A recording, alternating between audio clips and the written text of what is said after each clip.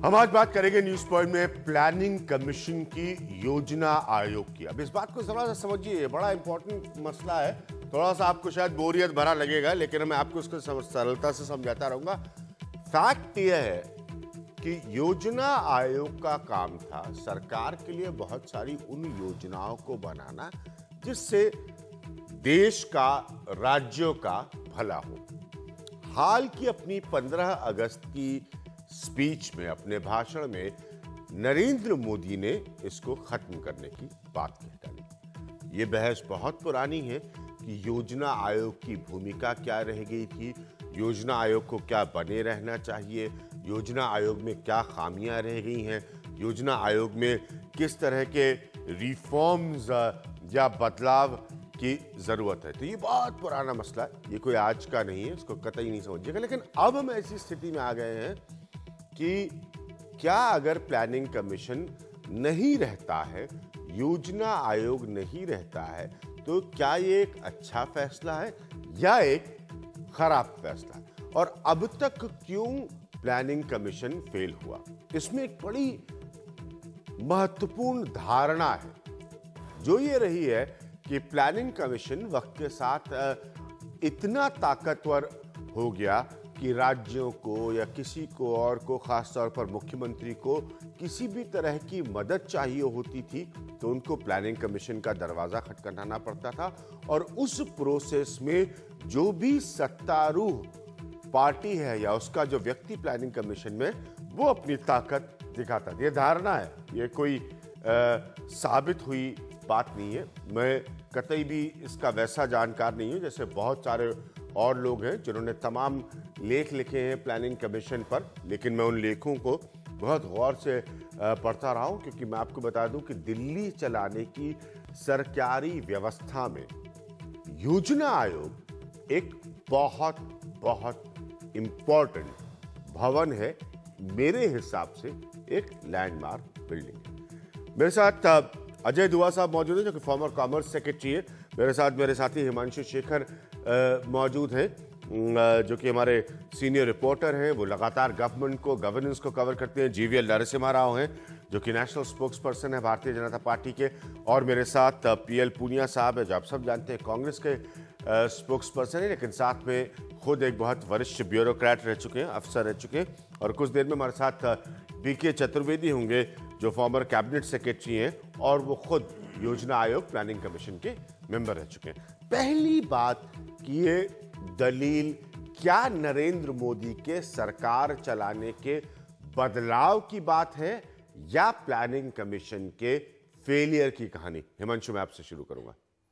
देखिए, इस पर मिक्स्ड रिएक्शन मिला अब तक ब्यूरोक्रेसी में, विशेषकर उन ब्यूरोक्रेट्स में जिन्होंने बहुत सीनियर लेवल पर या तो प्लानिंग कमीशन में काम किया या उनके साथ बहुत लंबा इंटरेक्शन रहा है। हाँ। पहला ये कि योजना आयोग अपने जिन परिस्थिति में योजना आयोग को बनाया गया था, उसको जो जिम्मेदारी दी गई थी, पिछले कुछ सालों में ऐसा भटकाव दिखा है कि योजना आयोग को जिस काम के लिए गठित किया गया था, जिस परिस्थिति में, आज वो परिस्थिति बदल चुकी है। उसके हिसाब से उसका रोल रीडेफिनेशन नहीं हो पाया, उसकी भूमिका नहीं बदली गई, जिसकी वजह से ऐसा महसूस हुआ कुछ लोगों को कि वो अब कारगर संस्था नहीं रह गई है। इसलिए जरूरी है कि उसको बदला जाए। दूसरा एक रिएक्शन ये भी मिला है कि अब भारत को थिंक टैंक की जरूरत नहीं है। इंडिया में बहुत सारे थिंक टैंक्स हैं, आइडियाज की कोई कमी नहीं है। भारत को अब एक ऐसी संस्था चाहिए जो, सबसे बड़ी चुनौती गवर्नेंस के सामने भारत में यह है कि लाखों करोड़ रुपया जो हम और आप, डिलीवरी मैकेनिज्म खराब है, उसको कैसे इम्प्लीमेंटेशन, रिफॉर्म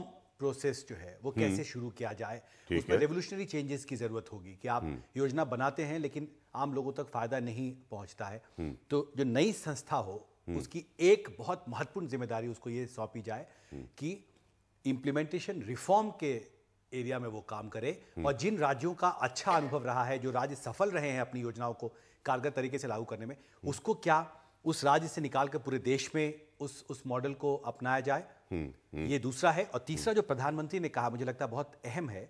3 बातें प्रधानमंत्री ने कही हैं जब उन्होंने राय मांगी आम लोगों से। पहला ये उन्होंने कहा कि नया आइडियाज क्रिएट करे। वो चाहते हैं कि ऐसी संस्था रिप्लेस करे प्लानिंग कमीशन को जो नई आइडियाज क्रिएट करे। पहला, जो फेडरल स्पिरिट है उसको और मजबूत करने पर ध्यान दे। और तीसरा, जो डेवलपमेंट प्रोसेस है जिसका जिक्र आपने भी इशारों में किया, उसमें राज्यों के हितों को ध्यान में रखकर ही डेवलपमेंट प्रोसेस की जो नई प्रक्रिया प्रधानमंत्री अच्छा, तो ये 3 पॉइंट्स जो रख रहे हैं नरेंद्र मोदी की सोच के हिसाब से, क्या ये 3 चीजें प्लानिंग कमीशन नहीं कर रहा था? मैं उसका उत्तर देने से पहले ये बताना चाहूँगा कि प्लानिंग कमीशन रहे या ना रहे, हमें देख कि प्लानिंग कमीशन को किस लिए संगठित किया गया था। क्योंकि हमने देश में 1950 में एक फैसला लिया कि हम सेंट्रलाइज प्लानिंग करेंगे इस देश में, मतलब केंद्रीकृत करके हम प्लान प्रोसेस से आगे चलेंगे। सही बात है। उस टाइम जितनी पूंजी थी या ज्यादा से ज्यादा पूंजी सरकार के पास थी, प्राइवेट सेक्टर बहुत छोटा था। आप देश की किस रेट में प्रगति करना चाहते हैं, कौन से सेक्टर में प्रगति करना चाहते हैं, आपके हाथ में सब वो लीवर्स थे। पर जब आपने 1991 में तय कर लिया कि अब हम मिक्स्ड इकोनॉमी नहीं रहेंगे, नहीं देखिए मैं दरवाजे खोले थोड़ा से सा बात कहना है। चाहता हूँ, 1950 में भी आप इंडस्ट्री को कंट्रोल कर सकते थे लाइसेंसिंग के थ्रू, पैसा देने के थ्रू। एग्रीकल्चर को तब भी आप नहीं कंट्रोल कर पाते थे। रशिया का जो मॉडल हमने लिया, वहां खेती भी सरकार की थी, कलखौज जिसको कहते थे, कलेक्टिव फार्मिंग।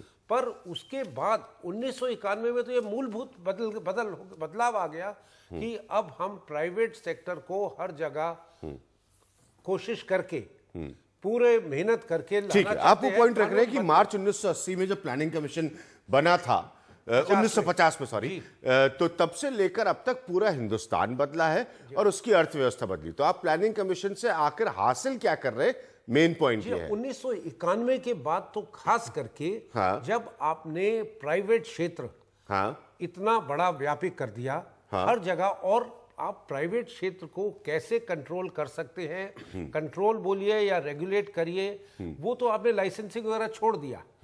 आपने प्राइवेट बैंक्स भी आने दिए, आप रिसोर्सेज सरकारी बैंक से नहीं, तो फिर आप कौन सी योजना बैठकर वहां बना रहे हैं? इसलिए मेरा कहना है इतना कि जब आप चले थे सेंट्रल प्लानिंग से आस्ते आस्ते करते हुए आप इंडिकेटिव प्लानिंग पे आ गए, तो इंडिकेटिव या सांकेतिक, तो आपको हाथ में सारे लीवर्स नहीं रहे, तो प्लानिंग देश में मूलभूत उसका प्रश्न होता है कि प्लानिंग कमीशन तब चाहिए कि अगर आप सेंट्रलाइज प्लानिंग कर सकते हैं। ठीक है, मैं बीके चतुर्वेदी साहब के पास जाना चाहूंगा, उसके बाद जीवीएल नरसिम्हा राव और पूनिया साहब के पास जाऊंगा। आप फॉर्मर कैबिनेट सेक्रेटरी रहे, आप मेंबर रहे प्लानिंग कमीशन के, क्या प्लानिंग कमीशन की आज की तारीख में जरूरत है या नहीं? देखिए, प्लानिंग कमीशन के प्रेजेंट फॉर्म में को तो परिवर्तित करना होगा। सारी दुनिया में चीन ने अपना परिवर्तित किया, उसने एनडीआरसी बना दिया, नेशनल डेवलपमेंट रिफॉर्म्स कमीशन, और इकोनॉमीज़ में अभी साउथ अफ्रीका ने अपना एक नया कमीशन बनाया है। तो सब देश इसमें एक तो परिवर्तन लाते हैं, और जैसा कि पुनिया जी कह रहे थे में चेंजेस हुए हैं, तो एक तो उसको देखते हुए परिवर्तन करना होगा। दूसरा ये कि जो परिवर्तन हैं उसकी दिशा क्या हो, इसके बारे में स्पष्ट नीति होनी चाहिए। मेरे विचार से 4 महत्वपूर्ण चीज़ें हैं जो बहुत स्पष्ट हैं, जो होनी चाहिए, और जो काफ़ी सारी हो रही थी और काफ़ी सारी और नई चीज़ें होनी चाहिए। तो पहली चीज़ ये कि हिंदुस्तान कोई अमीरों का ही देश नहीं है और अमीर राज्यों का ही देश नहीं है। यहाँ पर नॉर्थ ईस्टर्न स्टेट्स हैं, हिमालयन स्टेट्स हैं, जम्मू कश्मीर है, लेफ्ट विंग एक्सट्रीमिज्म है, महाराष्ट्र के ट्राइबल एरियाज़ हैं, गढ़चिरौली है, गुजरात के ट्राइबल एरियाज़ हैं, नॉर्थ कर्नाटका है। ये सब ऐसे क्षेत्र हैं जिनको हमें ध्यान में रख करके इनके विकास के लिए एक अलग नीति, मैं आपको रोक रहा हूं यहाँ पर बीके चतुर्वेदी साहब, आप ये कह रहे हैं सोच बदलने की जरूरत है, प्लानिंग कमीशन हटाने की जरूरत नहीं है, कोई नया स्ट्रक्चर हो उसकी जगह। एब्सोल्युटली, एब्सोल्युटली, ठीक है।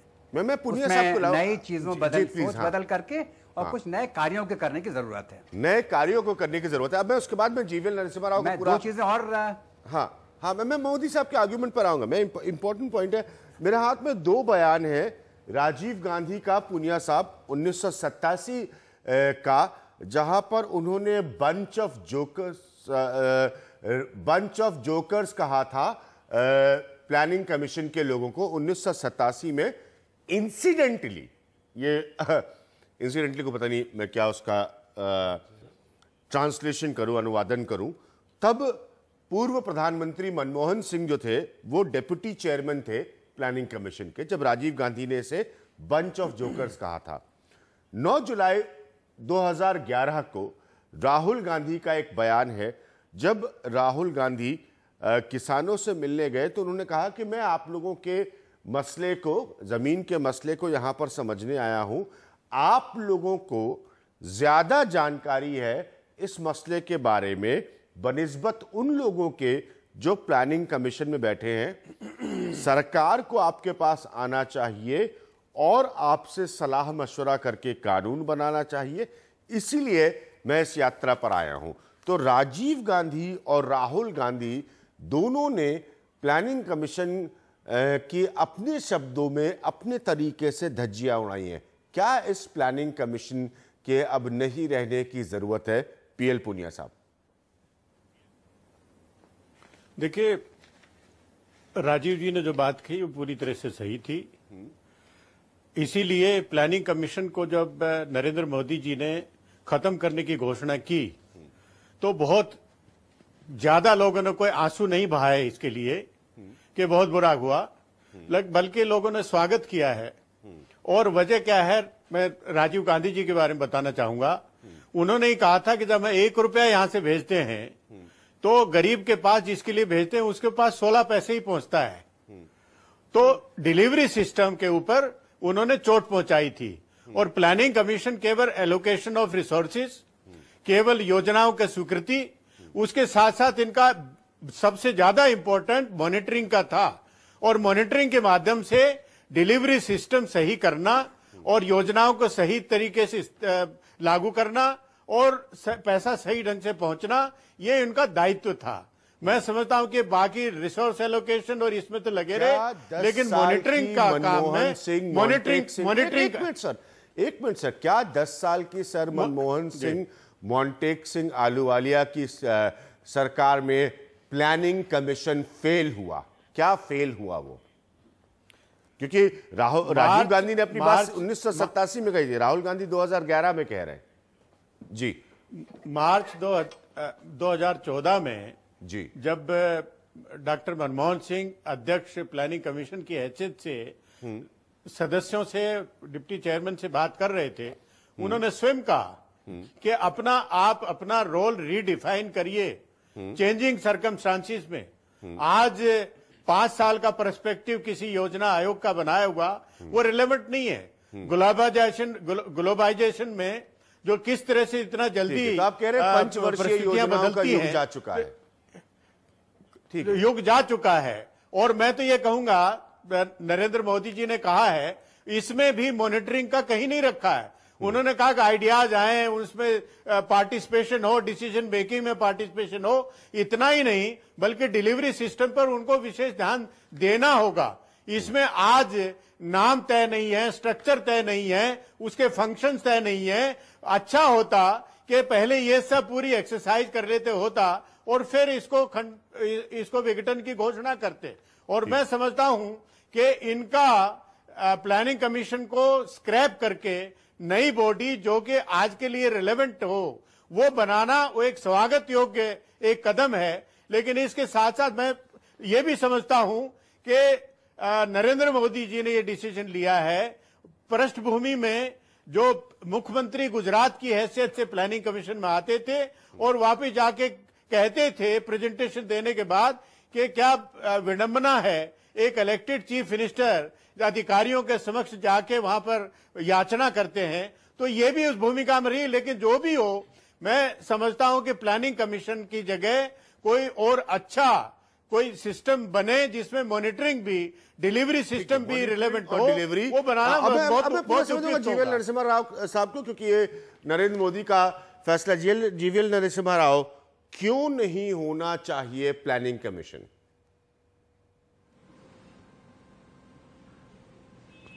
देखिए, प्लानिंग कमीशन एक कंट्रोल बॉडी के तरह एक कंट्रोल कमीशन की तरह काम कर रही थी इतने सालों से। आपके पैनल में ऐसा कोई नहीं है, इंक्लूडिंग हमारी जो पॉलिटिकल प्रतिद्वंदी है, कांग्रेस पार्टी है, वो भी मानते हैं ये एक्चुअली सरकार की साइज को यदि कम करने की जो बात आती है, मोदी जी का ये देश के साथ एक प्रॉमिस था, minimum government and maximum governance. उसमें यदि किसी संस्था को सबसे पहले खत्म करना है वो है प्लानिंग कमीशन, जिसकी पूरी तरह उनकी विश्वसनीयता, उनकी जो कामकाज में अभी कोई इंपॉर्टेंस नहीं रह गई है। और इसलिए मोदी जी ने अपनी भाषण में अगस्त 15 को कहा है कि इसी बॉडी को फिर इसको दोबारा खड़ा करने के बजाय ये बेटर होगा, ये पुराने घर को मरम्मत करने के बजाय नए घर को हम खड़ा करें, नए विश्वास के साथ, नए एजेंडा के साथ, तो नए सोच के साथ ये बेटर होगा। क्योंकि सेंट्रल गवर्नमेंट की नहीं बताया ना किसी ने सेंट्रल हाँ, नया घर नए विश्वास के साथ। नहीं देखिए, ये दो अलग अलग पहलू है। हाँ जी, नहीं, ये दो अलग विषय है।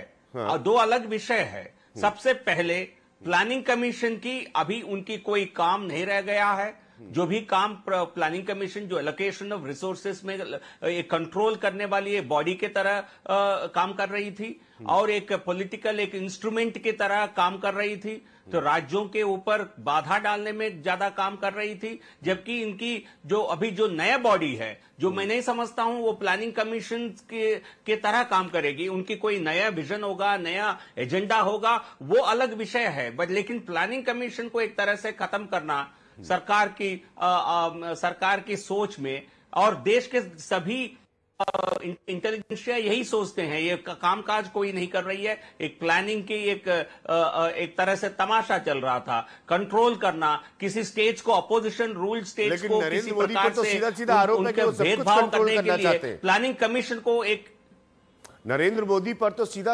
आलोचकों को आरोप लगता है कि वो सब कुछ कंट्रोल करना चाहते हैं। तो क्या नई रूपरेखा ऐसी होगी जो वो भी नरेंद्र मोदी कंट्रोल करेंगे? नहीं, जनता जनादेश है। हाँ हाँ, नहीं, बिल्कुल जनादेश है उनके साथ, उनकी गवर्नमेंट के साथ जनादेश है। जो प्लानिंग कमीशन को किसी प्रकार की मैंडेट नहीं है, तो कोई चीफ मिनिस्टर्स को और स्टेट इलेक्टेड चीफ मिनिस्टर्स को, इलेक्टेड स्टेट गवर्नमेंट्स को प्लानिंग कमीशन के सपोर्ट पर आधार करना, प्लानिंग कमीशन की दायरे में रहना, उससे ये बेहतर है। केंद्र सरकार एक चुनी हुई सरकार है, जनता ने उनको पूरी बहुमत देकर के जनता ने उनको इलेक्ट किया है, तो उसको कंट्रोल नहीं करना कह सकते हैं। उसको जनता ने उनको जनादेश दिया है गवर्नेंस करने के लिए। नरसिम्हा राव, आप जानते हैं मैं पॉलिटिकल इकोनॉमी के विषय पर काफी लिखता हूं। आज भी मैंने एक लेख लिखा था पावर के ऊपर, और मैं उस मसले पर भी आऊंगा। मैं आपसे एक चीज पूछना चाहता हूं। पिछले तमाम वर्षों में 15 साल से ज्यादा मैं देख रहा हूं कि एक सियासी संस्कृति बनी, जरा ध्यान से सुनिएगा मेरे प्रश्न को, जहां पर राज्यों के मुख्यमंत्रियों ने यह तरीका बनाया कि अगर कोई विपदा आई, अगर कोई समस्या आई, तो उनको आर्थिक सहायता चाहिए, जो अधिकार भी बनता है उनका, उसके लिए तमाम प्रधानमंत्री की तरफ से बनाए गए कोष हैं, बाकी सहायता उनको प्लानिंग कमीशन से चाहिए। राज्यों ने भी इस मसले को अपनी तरफ से परिवर्तित नहीं किया कि वो इकोनॉमिकली सेल्फ रिलायंट हो।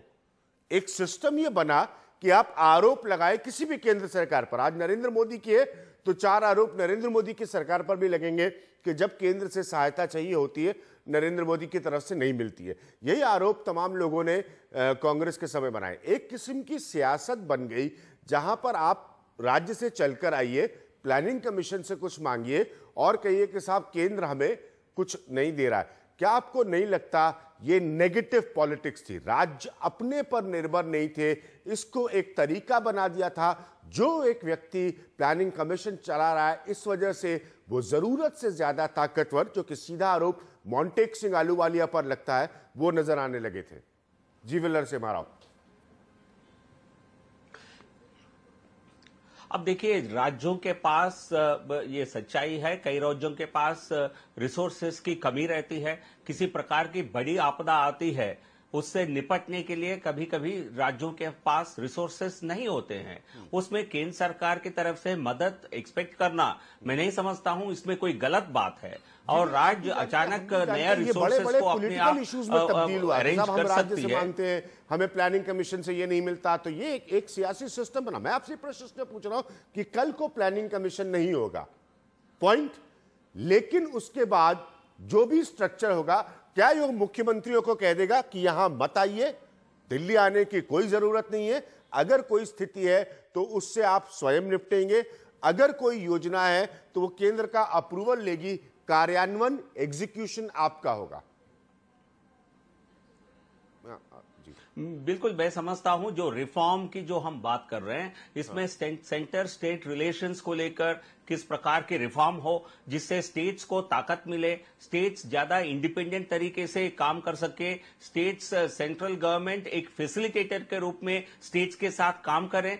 ये बिल्कुल स्टेट और सेंटर रिलेशंस को इंप्रूव करने के लिए और स्टेट्स को काफी ऑटोनॉमी मिलने में मैं समझता हूं ये सारे आने वाले दिनों में आप इस तरह की, क्योंकि जब तक स्टेट्स परफॉर्म नहीं करेंगे देश परफॉर्म नहीं कर सकता है। देश is a union of states, तो इसलिए हर स्टेट को स्टेट्स की पोटेंशियल को, उनके पोटेंशियल को रियलाइज करने के लिए और एक मापदंड होना चाहिए जिससे पॉलिटिकल, जिस प्रकार से बिहार, जिस प्रकार के कई राज्य आपने देखा पिछले 5 साल में, आप यूपीए सरकार कहती रही कि आप हमारे साथ समझौता कर लीजिए, हमारे साथ अलायंस में आ जाइए, आपको स्पेशल पैकेज दिया जाएगा। इस तरह का राजनीति जो विकास के साथ हुआ है, ये मैं समझता हूं इसको रोकने की जरूरत है।